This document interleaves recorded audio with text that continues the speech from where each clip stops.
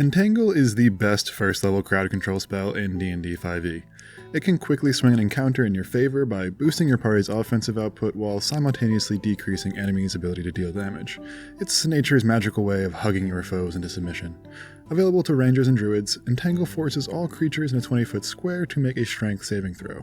If a creature fails, it's restrained until the spell ends or until it uses its action to make a successful strength check against your spell save DC. The space is also difficult terrain until the spell ends, cutting movement speed in half. The restraint condition itself drops a creature's speed to 0 and causes attack rolls against the target to have advantage, while restrained creatures' attacks and dexterity saving throws have disadvantage.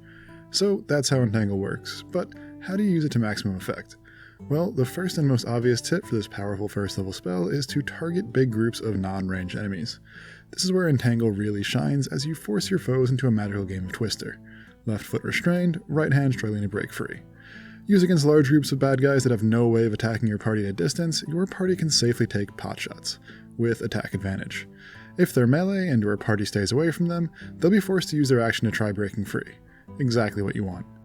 Your melee allies also benefit, as they can position themselves to only be targetable by one enemy at a time.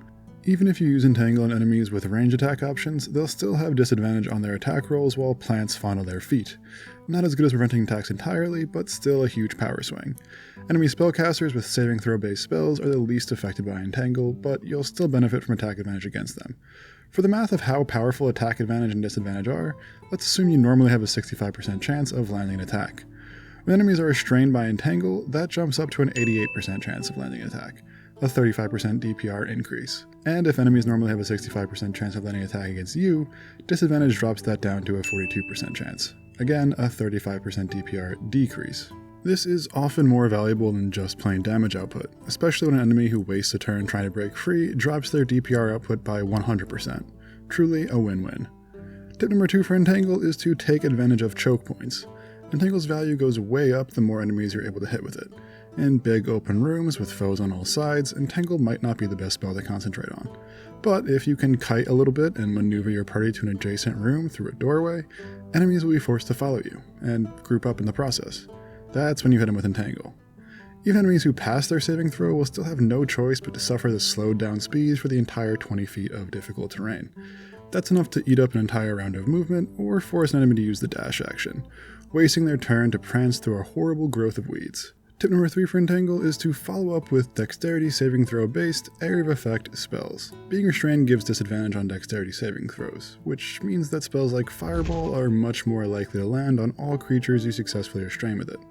And, unlike the also great web spell, fire won't destroy the area affected by Entangle. Talk about a winning combination of spells. Ice Knife, Erupting Earth, Lightning Bolt, and Wall of Fire are a few other spells that work really well to make life a living hell for creatures sitting in your thorny Garden of Doom. Tip number 4 might be kinda obvious, but that's to focus fire or restrain creatures. Attacks against restrained creatures have advantage, and in most circumstances in D&D, it's best to eliminate one target at a time. Wiping out vulnerable targets first is usually a good bet. This is the opposite of a spell like Hypnotic Pattern, where you want to pick off the fools who pass their save first, turning to the failures after you dispatch of the others. Tip number 5 for Entangle is to size up your enemies. Since Entangle relies on strength saving throws and ability checks, you should always consider the strength modifiers of the enemies you plan to use it against. Sure, you can metagame a bit and memorize the monster manual, but you can also just look at who you're up against.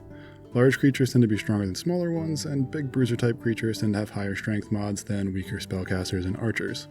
Entangle will have a better chance of landing when you target a group of weaklings, so make like a bully in high school and aim for the low-strength nerds.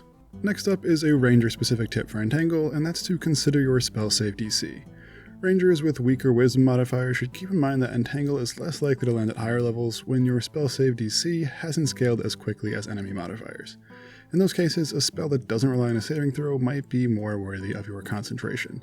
Druids don't have to worry about this, and Entangle stays relevant into later tiers of play for them, while Rangers might stop casting Entangle around level 7 or higher, unless it's used to take a pack of mooks out of a fight quickly before turning to the real threat. Tip number 7 might be hard to use in practice regularly, but when you can, take advantage of negative strength modifiers.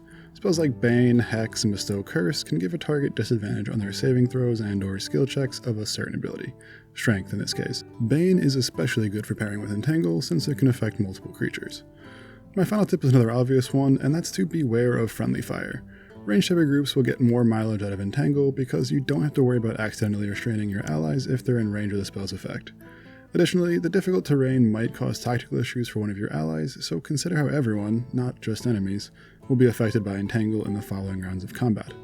If all enemies are restrained, you might even consider dropping concentration on Entangle early so as not to hinder your allies' movement.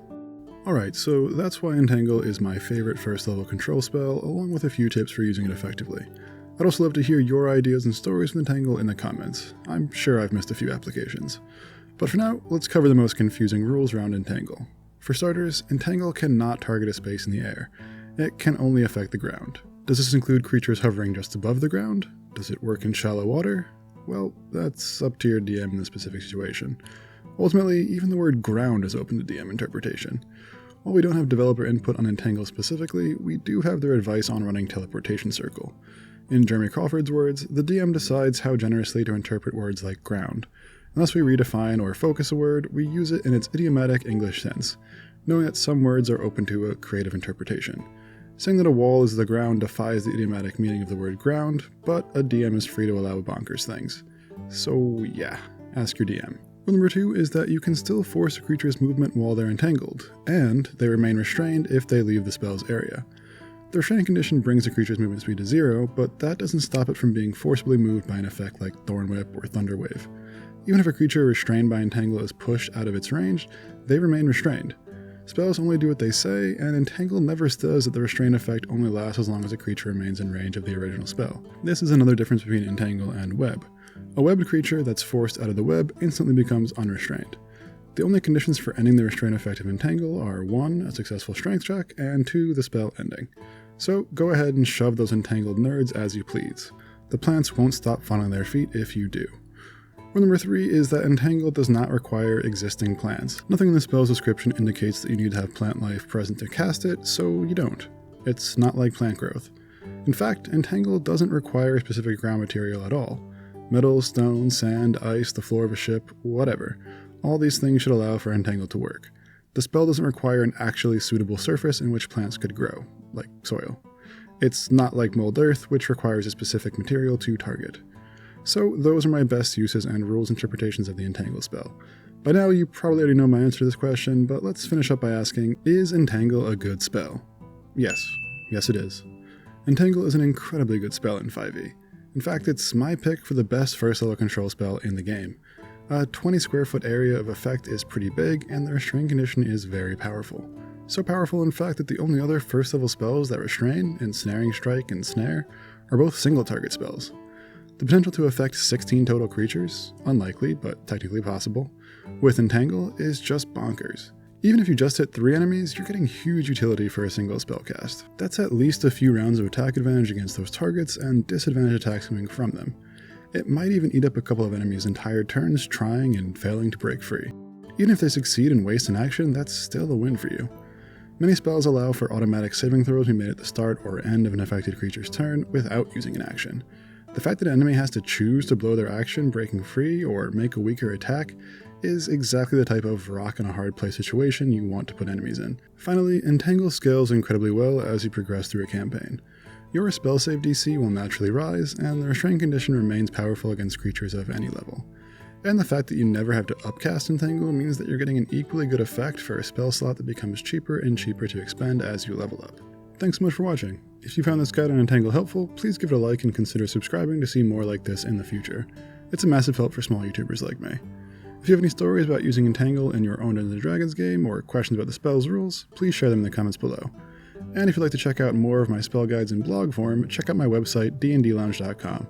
I also made a backstory generator with over 100 handwritten backstories, as well as generators for individual personality traits, ideals, bonds, and flaws. This is D&D Lounge wishing you the best of luck in your next spellcasting venture.